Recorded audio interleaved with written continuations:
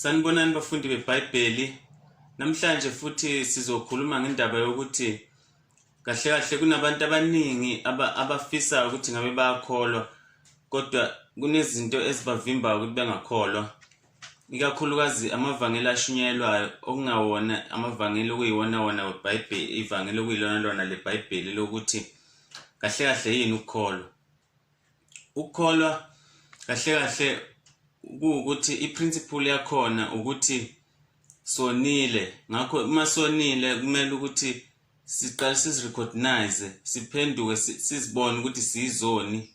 Mase sivumile ukuthi siyizoni, sivume kuqala bese ke siyazi ukuthi sibe nakho engqondweni ukuthi njengoba siyizoni nje kahle kahle yini sifanele ukuthi siye esihogweni. Ilokho kuyipunishment yethu esifanele thina sonke ngoba lithi iBhayibheli akekho ngonanga. So okay, kodwa ke and then ke isixazululo siyini? Isixazululo akusiso esokuthi ngenze kahle kakhulu, mhlambe kunokubi, ngenze okuningi okuhle kunokubi.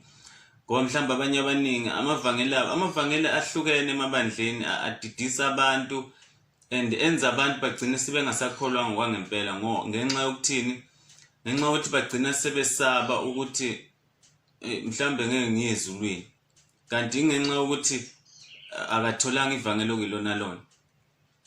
Yini isisombululo kuyo yonke lento yokuthi sonile and kumele siye esihogweni? Ukuthi uNkulunkulu walithanda kangaka izwe waze wanikela ngentodana yakhe izelwe yodwa ukuba ilona lo okholwa yiyo angabhubhi kodwa abe nokuphila okuphakade.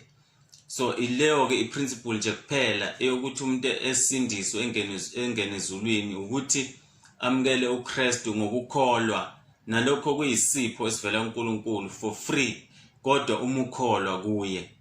Hayi uma ungakholwa lithi iBhayibheli ungakholwa kukodwa ikhona okuyisono. Ukungakholwa kukodwa ikhona okuvumbulula zonke izono zakho owake wazenza nosazozenza. Mawufika kwi-judgment day kuzozivundulula zonke izono zakho. Ukungakholwa lokho kuyisono nje kukodwa.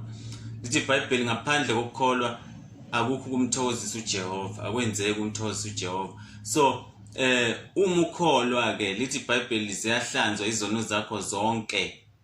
Ngisho nosazozenza uma ungakholwa namhlanje wamukela uKristu namhlanje uthi ngiyakholwa ukuthi wena wafa wavuka ufela mina izono zami ukuthi ngihlanzwe, bese uba isidalwa esisha uphenduke bese wamukela uKristu. So okay, ake singene ekuthenini kunezinto ezithile lapho oPetro abake bayikhuluma kubantu ngalesi sikhathi bekusayisikhathi sebaptism. Lithi iBhayibheli funa si divide the word of truth, si divide ngendlela okuyiyona iBhayibheli. So sizoqala nje ngesikhathi sebaptism kwizenzo laphayana kade kuseyisikhathi sokuthi kwafika oJohane babhaphathiza, kwafika noJesu njalo wazonyukela ezulwini.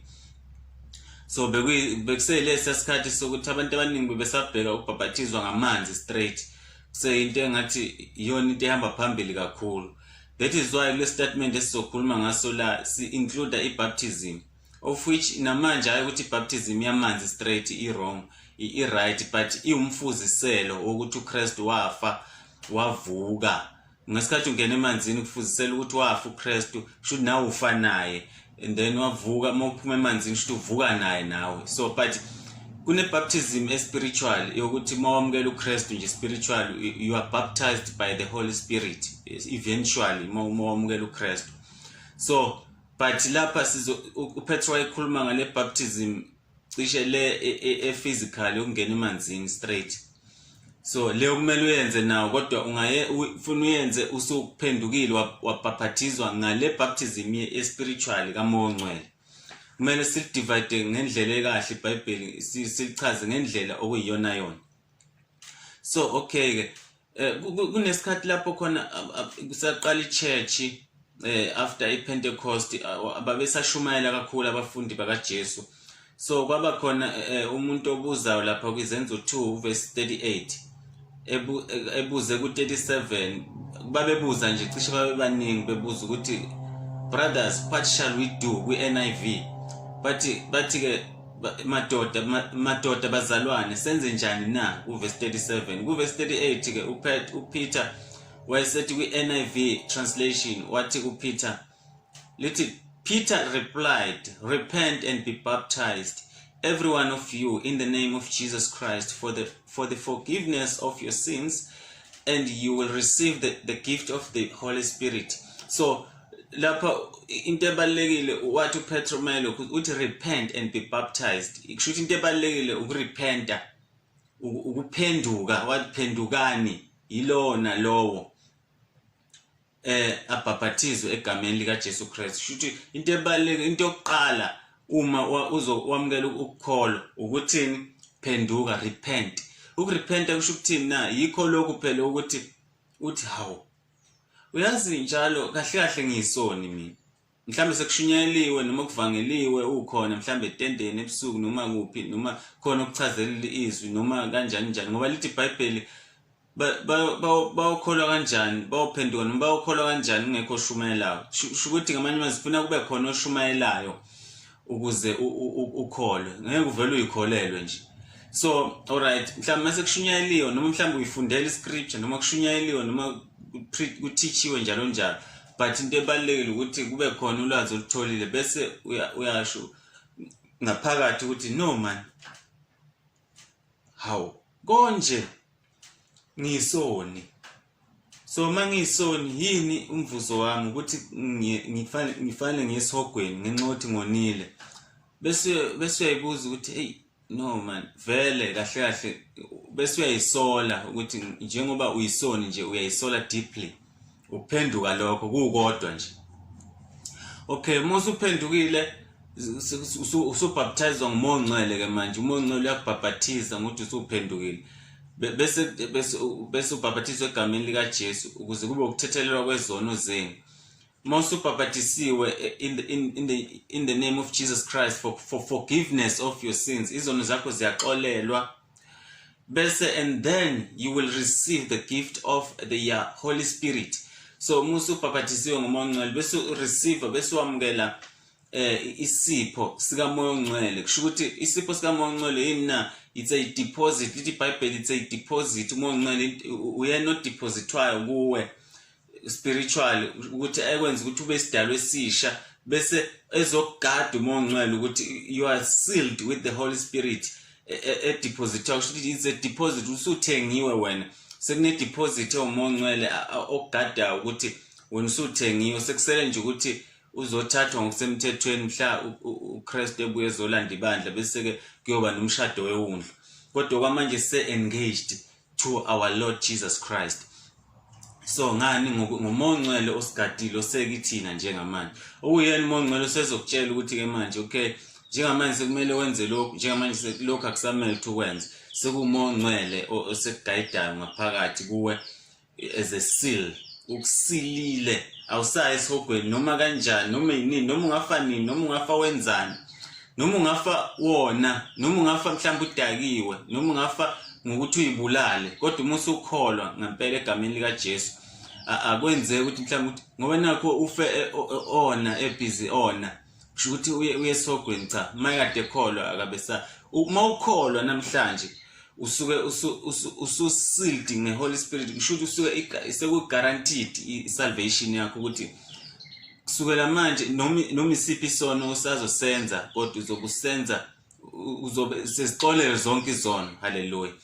So ke okay uthi ke 1 repent and be baptized in the name of Jesus Christ, and then lokho kuzoba forgiveness of your sins. Shuthi izono zakho ayisekho total, permanently, eternally.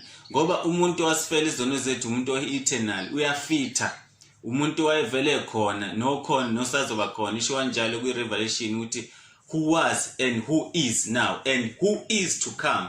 So kusho ukuthi umuntu ohlale ekhona alpha and omega uyena wasifela eCalvary. Ingakho ke sine siqiniseko sokuthi uma ukholwa you believe once, you are saved once and for all. Kushuthi ukusevela for eternity, izono zakho sezisuliwe for eternity nosazozenza ngoba kufe umuntu ongunaphakade on your place. So okay ake sikhulume ngale ndaba yokurepent kahle kahle ukuthi yini. Ake sithathe ngoba isikhathi esiningi abantu kube ngcono uphinde uba benzele isibonelo ngento abayazi emhlabeni ukuthi ake sithi mhlambe umuntu wesifazane uthatha indoda yakhe uyisa kwi-psychologist. Indoda yakhe inenkinga ye-anger noma inenkinga yokudineka kalula nje, inenkinga yokudineka kahle kahle. So lo wesifazane mayethatha le ndoda yakhe eyisa kwi-psychologist, uyofika mayefika etshela i-psychologist ukuthi nginenkinga, indoda yami inenkinga ye-anger.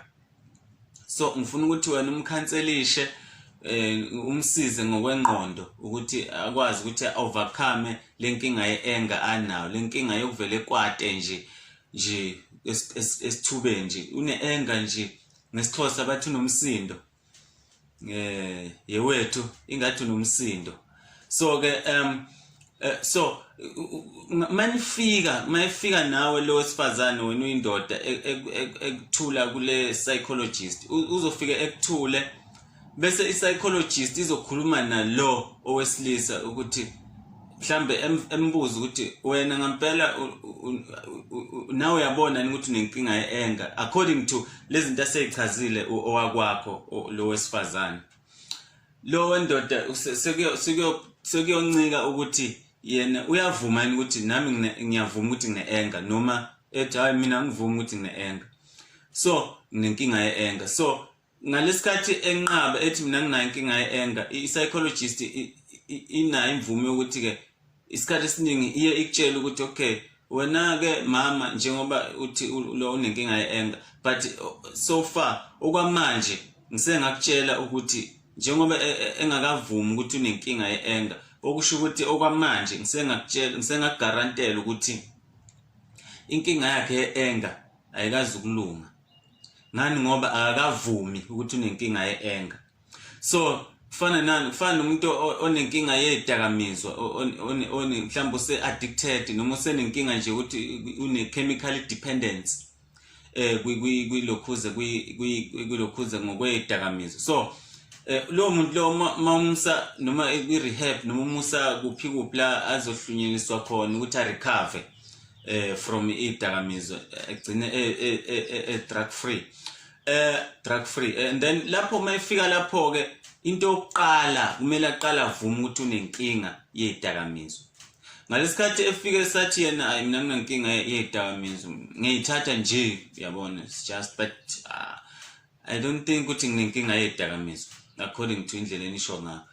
Then lo muntu lo owengqondo ohlunyelisa ngokwengqondo uzokutshela ukuthi hayi okwamanje ayikabikho inqubekela phambili ukuthi sisengaqala iprocess ye-recovery yakhe, ngoba as long as engakavumi inkinga yakhe ayikho into ezokwenzeka, ayikho iprocess ezoba undergone. So alright, shuthi ngamanye amazwi into yokuqala ukurepenta, ukuvuma ukuthi unenkinga yento. Ngamanye amazwi sesibuyela lapha ekutheni Matthew Petro, into yokuqala you must repent. Oqala into yokuqala ufuna urecognize, oqala uvume ukuthi unenkinga yesono, uvume ukuthi unenkinga ukuthi wonile kahle kahle, uvume ukuthi unenkinga ukuthi ngiphila enyameni yesono, ngivume ukuthi ngiphila kwi-DNA yesono engayithatha ku-Adam and Eve. Le DNA ikimi, lama genes akimi ngokwesizalo senyama ka-Adam, shuthi wayahlisela le DNA yaze yawufika kimi le eyokona. Ngiyavuma ukuthi ngiyisoni.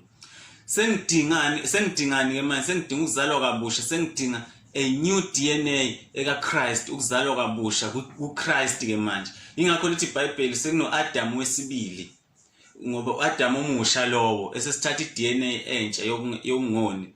So ukuqala into ebalulekile is to repent, ukuvuma ukuthi wonile and ufanelwe ukufa esihogweni, ufanele ukufa eternally esihogweni. Bese mase uvumile ke kuzokuba yini uxolela kwezono zakho, bese uyabhaphathizwa egameni lika Jesu Kristu for forgiveness. Bese uzothola ke manje lesile esisho ukuthi is the Holy Spirit egameni lenkosi yethu Jesu Kristu. So ke alright, so isikhathi esiningi emabandleni uthola ukuthi kuthiwa yenza lokho ungakwenzi ukuthi yenza lokho which is right, akukho wrong. Njengokuthi mhlambe kukhona ukuvangela yabona makuthiwa itende kubekwa amathende ebusuku kuyavangelwa iziphiwo zikamoya zihlukene zakha umzimba kaKristu zonke ibalekile ukuvangela kubalekile ukuthi lapho uthola khona ukuthi kunomfundisi oshumayela ebusuku etendeni ushumayela uhlaba isono ukuthi ningakhonzi izithombe ningafebi ningaphingi ningalokho ningabulali ningathakathi njalo njalo abale zonke lezo zinto lezo akhulumiso kaPaul mayethi lapha nabahlobongi nabakhonzi bezithombe nani ngeke baze bawubona umbuso wezulu naye lapho ke umvangeli usuke eveza leyo nto leyo ukuthi okay mawenza lokho ngeke uzubona umbuso wezulu ngijaba usuke enza ukuthi umuntu ebe conscious ukuthi no ngisoni emenza ukuthi umuntu arepente yabona but ukukholo kuyikhona khona ingqikithi yokholo usuke engakayitholi lo muntu lo usuke sathi ngalesikhathi kuvangelwe ebusuku etendeni yena ehambe eyowaphansi eyinikela kuNkulunkulu erepenta usuke enza lento yokuvuma ukuthi ngiyavuma ukuthi nginenkinga yesono ngiyavuma ukuthi ngiyisoni ngakho ngiyazinikela kuwe Nkosi alright but emva kwalokho sekufuneka kube njani na kube nama teachers of the Bible abantu abanjengathi asebezokufaka ke manje kwigospel ukuthi kahle kahle igospel ithini ukukholwa kahle kahle kuyini okay usurepentile usubonile ukuthi uyisoni which is okay ngoba njengoba singamalunga ebandla sonke iziphiwo zethu sibalekile sonke lo mvangeli ubebalekile ukuthi ethinta inhliziyo yomuntu but akufanele kuphelele lapho namhlanje sesikhuluma ivangeli langempela akumele ukuthi ivangeli la elakuphendula liphelele kubuvangeli liphelele ukuthi wena wahlatshwa yizwi kuphi etendeni akumele kuphelele lapho ufuna ukuthi masu sizinikelile bese uyathathwa ke manje usuya kufana ukuthi usuya escortwa ke manje usuyohlala naye lo vangela uma uthi unaso nesiphiwo sokufundisa ke manje igospel kahle in detail it's okay naye wamukelekile ukuthi akwenze lokho kodwa uma uthi uphiwe ukuvangela kuphela bakhona abanye to the body of Christ khona ebandleni sekumele behlale phansi ke manje naye lo muntu osephendukile wayisola sebamenza njani sebamqeqesha ke manje ukuthi okay sesidlulile ekuvangeleni usuphendukile ke manje for the forgiveness of your sins be baptized by the Holy Spirit right now but into ebalekile ke manje sokuthini ke manje sekumele sikutshele ivangelo kuyilona ke manje ukuthi kahle kahle ukukholwa kuyini ngoba yini ilokhuza ingozi yokuthi uvangelo kuphela uphenduke ngaloyo la ngetendeni bese uthi ukukholwa lokho ingozi yalokho yini ukuthi ilento yenzeka kwamanye amabandla abangakucacisa ukukholwa abahlale beshumayela ngesono kuphela njalo nje yekani ukuthakatha yekani umtshontsha yekani ukufeba yekani yonke zonke lezo zinto lezo yekani ukhonza izithombe so uthola ukuthi abantu baba naleyo idea ukuthi akumele ngone ufuna ngenze kahle ukuze ngizongena embusweni wezulu which is i wrong picture i wrong idea awuna idea right yokukholwa ku right impela okhaba kwenzayo ukuthi bakutshele ukuthi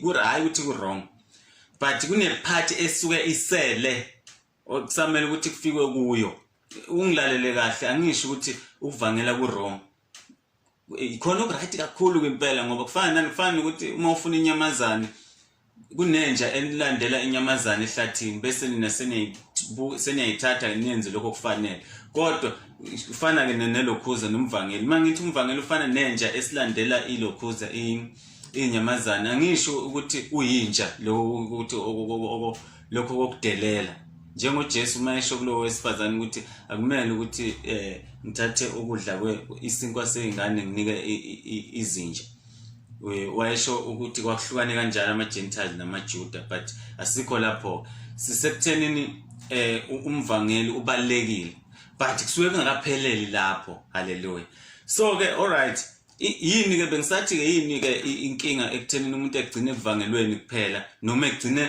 ukuthi abe kulelo sonto okuzohlala kukhulunywa ngesono kuphela kodwa engatshelwa ukukholwa ukuthi kuyini lo muntu loyo engaya ezulwini engaya esihogweni ngasiphi isizathu na ngesizathu sokuthi yena uzohlala yazi ukuthi okay akumele nje ngone kufanele ngihlale ngenze okuhle kuphela mhlalo umuntu ona ngoba phela vele ithi iBhayibheli akekho umuntu okwenzeka abe perfect njengoni nje total nje So kusho ukuthi into ezomshaya umuntu lo uzoshaya ukuthi yena wazi ukuthi kufuna nje uhlale uclean njaka ngeke nje kwenzeke wona mhlawumbe phambuke ngalesikhathi ephambuka ke ona mhlawumbe kancane angithi vele yena uhlale egadi ukuthi ufuna enze kahle kodwa ngeke abe perfect ngalesikhathi ephambuka kancane usezoba kanjani usezovela athi ngakumosha ukuya kwami ezulwini uyabona ngoba sengisuke ngenza ukuthi hayi ngakumosha ukuya kwami ezulwini kusho ukuthi angisayezulwini ukukholwa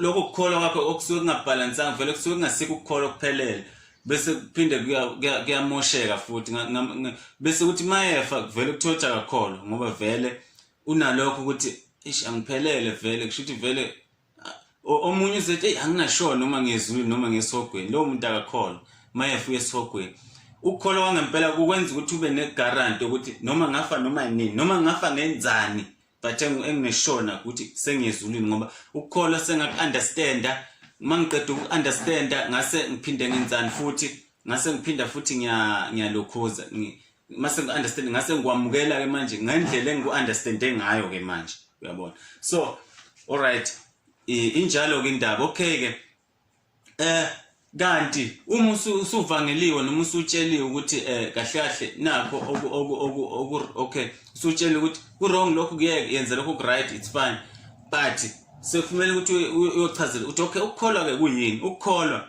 kuvuma kuphela ukuthi uJesu uyinkosi okay ake siye kulokhuza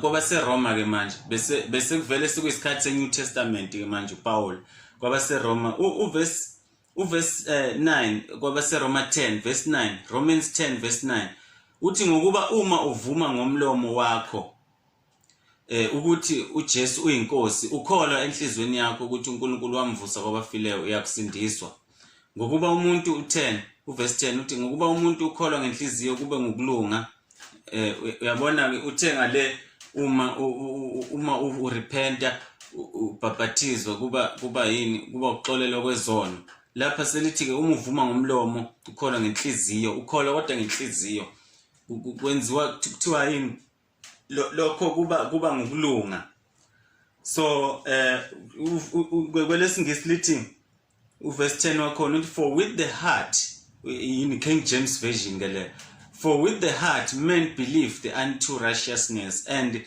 with the mouth the confession is made unto salvation ngithanda ukuthi men believed unto righteousness kushuthi ukholwa lokho ngalesikhathi once wakholwa nje kuvele bese uthathwa njengomuntu osungcwele osulungile noma ngabe kusazokwenzeka wona kodwa usuthatha uNkulunkulu sezokubuka njengomuntu ohlala uclean wena ngoba sewaxolelwa izono so ke alright omunye uzobuza ukuthi okay ngoba kusazokwenzeka wona ke kusho ukuthi ngihluke ngani kumuntu ongakholwa uyabona so usuhluke ngani usuhluke ngokuthi wena usisidalwe esisha uma usisidalwe esisha one musukholwa awusasithanda isono hayi ukuthi ngeke usaphinde wona total but awusasithanda isono ngendlela ukuthi ngeke usona mawonile bese nje ube right ungabi nankinga nje njengomuntu ongakholwa uyona nje akanankinga nokuthi wonile nje isono kuwe into eright nje nginankinga there's nothing wrong with it so but uma kwenzeka wona usukholwa uba nenkinga enkulu ngoba uyazisola uphinde ubuyele uNkulunkulu uyocela futhi uxolo uyokwenza lento ukuthi to restore your relationship esuka isimosheke kumosheka irelationship not ukuthi uluza isalvation musukholwa makwenzeka wona kuthikamezeka ubudlelwane bakho noNkulunkulu okwenza ukuthi uzukulungise kumele ukuthi ubuye futhi uzisole kuNkulunkulu ukhombisa ukuthi lokho ubukwenze ngephutha kahle kahle wona usiye umuntu okona so usisidala esisha ukona akusafanele ukuthi kube into oyenzile wena futhi ngeke uphinde uyenze ngasikhathi uthi ngeke uphinde uyenze usuke ungazi noma usazophinde wone futhi angithi uyabona but wena usuke wenza leyo nto ukuthi ukhombisa ukuthi wena vele kahle kahle ubuvele ungasifuni isono alright but ke uNkulunkulu unendlela ukuthi okay omunye uthi okay umuntu usiyakholwa kodwa futhi uyona of thina uNkulunkulu unendlela ukuthi asidiscipline thina abantwana bakhe sesikholwayo usidisciplina kanjani ngokuthi uma wenzeka wona uNkulunkulu kuba khona into akwehlisela yona nje discipline hayi ukuthi mhlambe usuke mhlambe khombisa unya kuwe cha usuke khombisa uthando kufana nani njengoba izenzo zithi sorry izenzo Izaga 3 verse 11 to 12 yabalithi my son do not despise the Lord's discipline and do not resent his rebuke because the Lord disciplines those he loves as a father the son he delights in. So Izaga 3 verse 11 to 12 lezo kushuthi ngamanye amazwi uNkulunkulu mayisuke ukudiscipline hayi ngoba esuke ekuzonda usuke ukudiscipline ngoba ekuthanda kahle uNkulunkulu mawusukhole kakhulukazi usuke esengasafuni ukuthi uthintwe nje isono usuke sefuna ukuprotect ukuthi umntana mangisafuni ke manje ethintwe isono ngoba isono kuNkulunkulu into it's a big deal isono kuNkulunkulu into ngempela angafuni ukuthi njobe engafuni ukuthi azathintwe ichashaze kancane nabantwana bakhe ngoba uyabathanda akafuni ukuthi bezibethintwe ichashaze kancane lesono ingakho ke uma wenzeka wona usukholwa ekudiscipline ungabona wehlelwa izinto kanti ngenxa ukuthi khona into yenzile isono wehlelwa izinto mhlambe ezimbi uthola kunembeza uyazi ukuthi kahle yini oyenzile nje wehlelwa lokho ukuthi nje repent ubuyele futhi uNkulunkulu ulungise ubudlelwane bakho naye fana nani lento ukuthi uNkulunkulu discipline abathandayo njengobaba ediscipline umntwana wakhe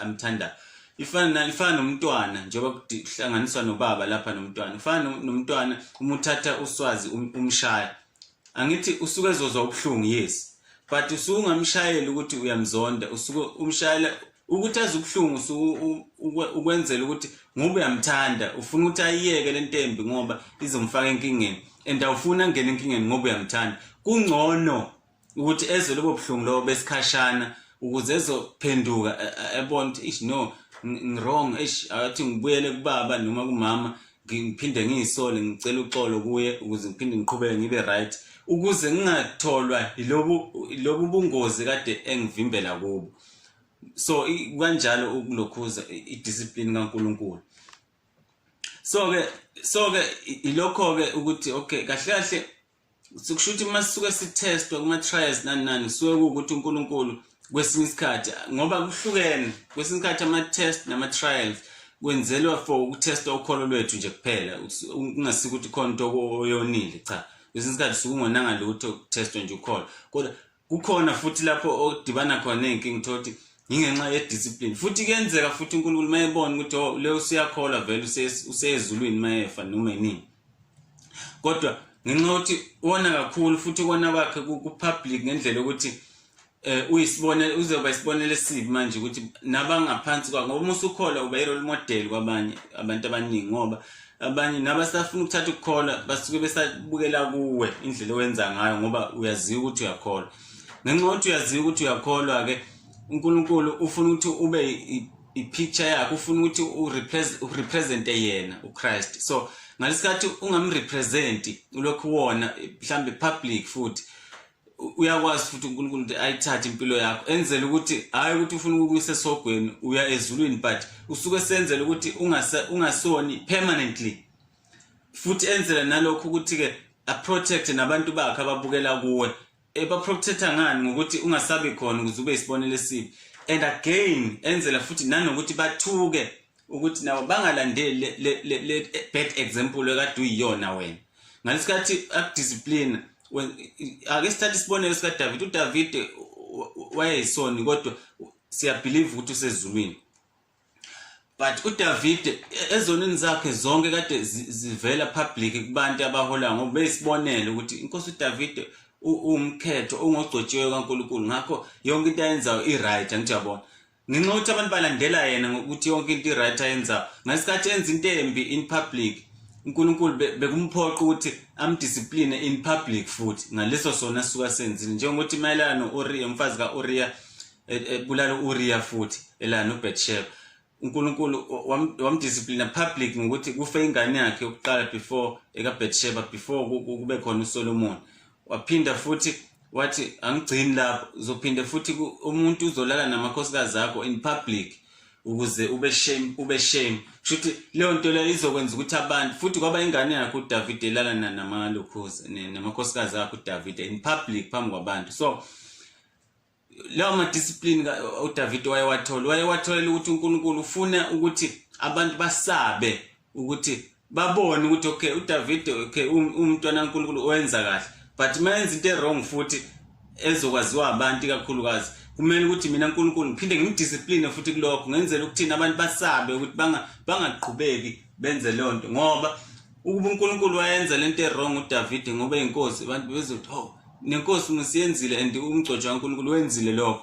So kusho ukuthi kwesinye isikhathi ungakwenza lokho yabona kungabi indaba zalutho. So but uNkulunkulu bekwenza ukuthi ke enze ukuthi so kuba kanjalo. So kufana kubani kuAnaniya lapha kwizenzo 5 uAnaniya noSafira mayigcina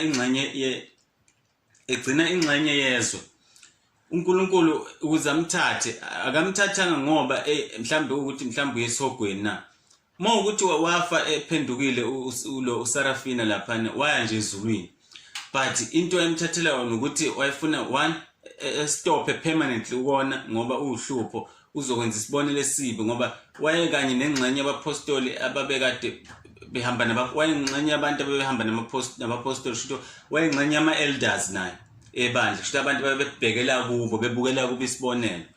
So ngamanye amazwi yena wayefihlile yebo le nto le ukuthi wayengavezanga public ukuthi ufihle enye ingxenye, but uNkulunkulu wayazi ukuthi lento kwakungenzeka igcina ivelile ukuthi uAnaniya wayefihle ngoba wayenosafira unkosikazi wakhe mhlamba abafazi banakho ukuthi after leyo nto senzeka kudala ehlebela umngane wakhe ukuthi hey usibona nje mhlambe sithenge imoto eso nani ukuthi hey ndoda kwesinye isikhathi phela nakhona enkonzweni nifihle nje ukumnikele kade kumele nikunikele, yazi kwasiza kanjani ukuthi sifihle enye imali lapha esontweni ngiyakuhlebela chomo ngoba yabona manje sesikhona ukuthola ukuthi senze ukuthi sacishe sayihambisa yonke le mali.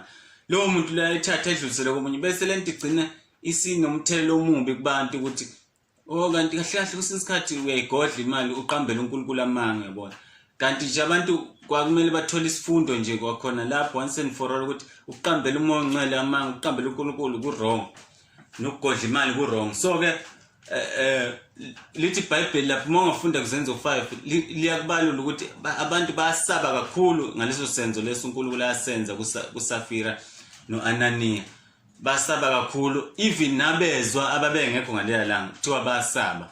So ngamanye amazini ilokho vele uNkulunkulu wayekufuna ukuthi umuntu owenza wrong kanti isibonelo kumele kube nento ezoba idiscipline ezokwaziwa futhi abantu labo abazothola ukuthi ubani wenze lokho ukuze basabe bangaphindi benze ikakhulukazi abakholwayo.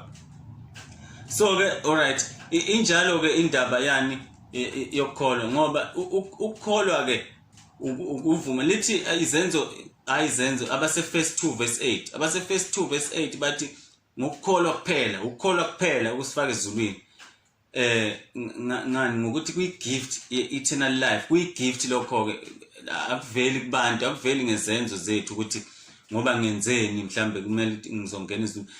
Kunamabandla anenkinga ukuthi baqhuba phambili izenzo zokuthi okay kufanele wenze ukuthi kufanele wenze ukuthi ukuze ukhole kufanele wenze kahle kufanele wenze ukuthi, kanti iBhayibheli alisho kanjalo ukwenza kahle kufuna kube yiproof yokuthi usuyakholwa manje. Ukukholwa ngenamsebenzi kufile. So kufana nokukholwa kwamadimoni. Ukukholwa kwamadimoni ilokho ukuthi ukholwa kodwa ungaphendukanga. Kukhona abantu abalizwile ivangeli likushunyayelo lele lokuyilona lona impela abanye bayalizwa lelo kuyilona. Angithi yabona ukuthi sibalance kanjani lento ukuthi ubuvangeli bubaleke ngani bubodwa nokufundisa kubaleke ngani kukodwa. Umuntu othole ovangeliwe kuphela wangabe sefundiswa ngevangeli ukuthi liyini esethola uthisha ke manje wevangeli, inkinga yakhe ukuthi akakuthola ukukholo okuyikhona khona. Ngayiphi inkinga ukuthi yena uhambe ne-idea ukuthi akumele uphinde wone nje makwenzeka one bese ephinde ukukholwa kwakhe kumoshakala ukuthi eish sengonini kushuthi angisayizulini angisena sure. Ngasikhathi ungesena sure vele kushuthi awukholwa uyesihogweni. And again mothole futhi umuntu ozokufundisa izwi kuphela kodwa engakwenzi ukuthi uphenduke uyisole njengomvangeli. Nakhona futhi kungaba neweakness yokuthi omunye uyaba nenhlanhla ukuthi ngokufundiswa kuphela ukuthi igospel yini ahlabeke vela aphenduke bese athatha ukholo kuyikhona khona. But omunye akwenzeki, omunye udinga ukuthi mhlawumbe aqala avangelwe bese angena. Ukhona oba nokukholwa kwamadimoni othi mayizwe nje kuthiwa okay ukukholwa nje ukuthi ukholwa kuphela ukuthi uJesu wafa wavuka njalo njalo yikho kuphela ukufaka ezulwini hayi imisebenzi nani. Omunye akuthatha lokho kukholwa bese akuthatha kalula ukuthi angasaphenduki avele abe nokukholwa nje kwamadimoni. Ukukholwa kwamadimoni yini na? Ukuthi ngiyazi ukuthi uKristu wafa wavuka, ngiyazi futhi ukuthi khona isihogo, ngiyazi ukuthi khona uNkulunkulu, kholwa nje lokho enginakho kuphela. But akuna foundation ukuthi ngaphenduka ngaba isidalwa esisha. So lokho bese kwenza ukuthi lokho kholwa kube okwamadimoni ngoba amadimoni awaphendukanga but ayakholwa izo zonke izinto, ayazi ukuthi uJesu ukhona, wafa wavuka, uNkulunkulu ukhona, ayazi na ukuthi onile futhi azoya esihogweni ngelinye ilanga. So but amadimoni into ukukholwa kwawo okuyi-weakness yawo ukuthi awaphendukanga. So kufana nomuntu ofundisiwe ivangeli uyilona lwafundiswa lona ukuthi nanti kodwa engaphendukanga waphenduka yena self ukuthi manje sengiyaphenduka ngiyisola ngokwangempela. So ingakho sithi ke the body of Christ ibalekile yonke amalunga, umvangeli ubalekile, umshumayeli ubalekile, ofundisayo izwi ubalekile ngoba ovangelayo noshumayelayo ukhona ukuphendula umuntu.